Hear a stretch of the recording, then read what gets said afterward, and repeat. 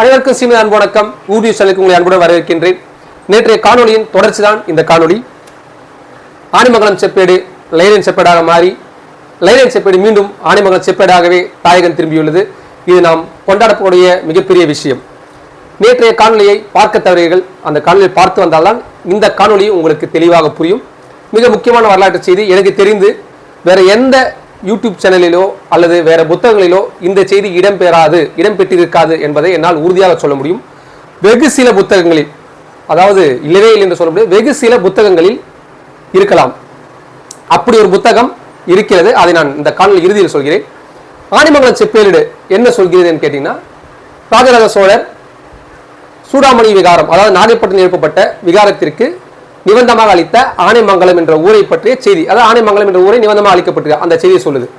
நேற்று நம்ம என்ன கேட்டிருந்தோம்னா, சோழ சாம்ராஜ்யம் மிகப்பெரியது, அதனுடைய தலைநகர் தஞ்சாவூர், அதுக்கு முன்னாடி தலைநகர் பழையாறை, அது மட்டும் மிகப்பெரிய சாம்ராஜ்யத்தின் பெரிய பெரிய நகரங்கள்லாம் இருக்கும்போது நாகைப்பட்டினத்தில் ஏன் இந்த புத்த விகாரை ராஜராஜ சோழர் எழுப்ப உத்தரவிட்டார்?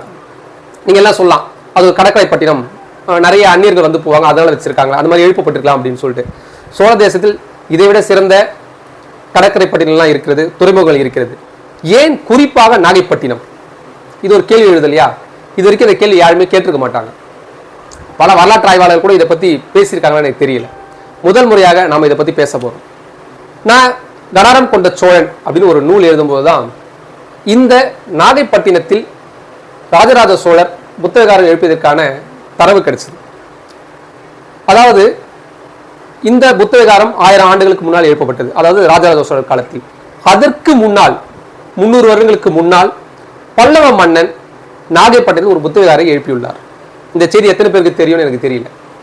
நிச்சயமாக உங்களுக்கு புது செய்தியா இருக்கும். நரசிம்ம பல்லவன்